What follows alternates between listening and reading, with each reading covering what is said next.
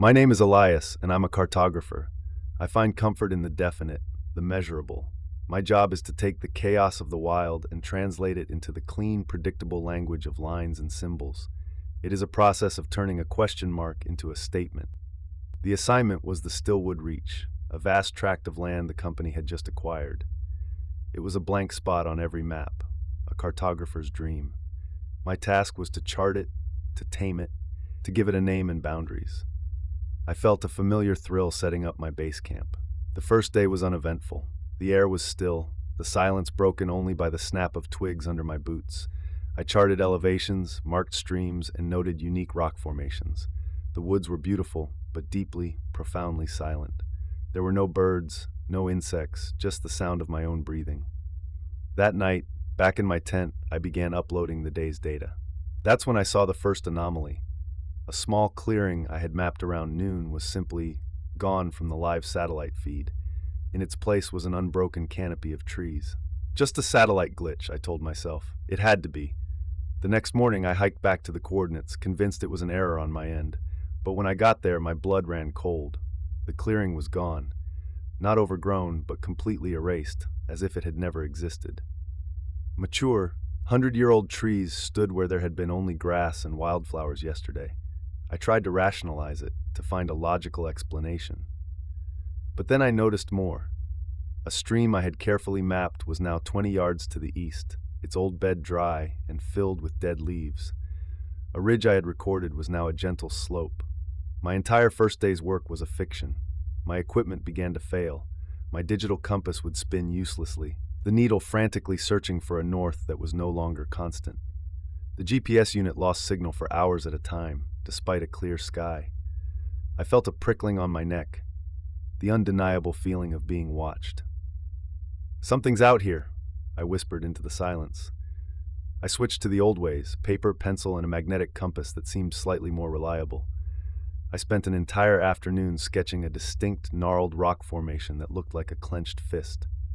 I marked its every feature, a small victory of order against the encroaching chaos. It felt solid, permanent.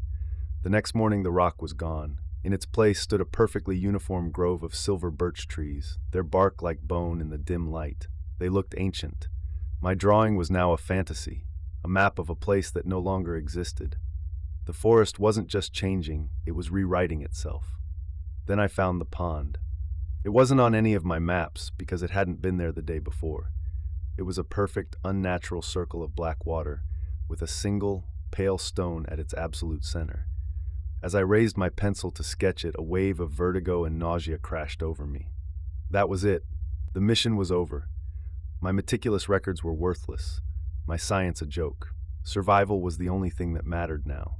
I packed a small bag with what was left of my food and water, abandoned my expensive equipment, and turned to leave. I just wanted to see the sky without a ceiling of leaves. But the trail I had followed in, the one I had carefully marked, was gone. The trees stood closer together now, their branches interlocking like a cage. Every direction I turned, the forest seemed to subtly shift, closing off paths, creating impenetrable thickets where there had been open ground just minutes before. I wandered for what felt like days. Time lost its meaning. The sun was a diffuse glow above the canopy, and night was a suffocating blanket of black. The landscape was fluid, a nightmare of shifting hills and wandering streams. I knew then that I wasn't lost, I was being herded. In a moment of clarity, I realized my mistake. Every time I tried to measure, to record, to define this place, it reacted. My attempts to impose order were seen as an attack. It was my very nature, my purpose as a cartographer, that was provoking the forest. It was a battle I couldn't win. And then I was back at the pond. The perfectly circular water, the single pale stone. This time, the stone pulsed with a soft, internal light. This was the heart of the place, the final test. I held my last notebook, my final tool of order, and knew what I had to do. "I don't need to know," I whispered, and let it go. The book hit the water without a sound. The light in the stone faded, and the oppressive weight in the air vanished. The forest seemed to take a collective breath, and the hostility was gone. Before me, an animal trail appeared, clear and unmistakable, leading away from the pond and into the trees. I followed the path without looking back. Hours later, I stumbled out onto a dirt road, blinking in the harsh sunlight. I told my employers the area was geologically unstable, prone to flash floods and landslides, entirely unmappable. They accepted the loss. I quit the next day. I live in the city now. I can't stand the wilderness, but I can't stand blank spaces either. I see them everywhere: an empty parking lot, a cloudless sky, a fresh sheet of paper. They are invitations to a chaos that I know is real, a reminder that some places are meant to remain unknown and will defend themselves to stay that way.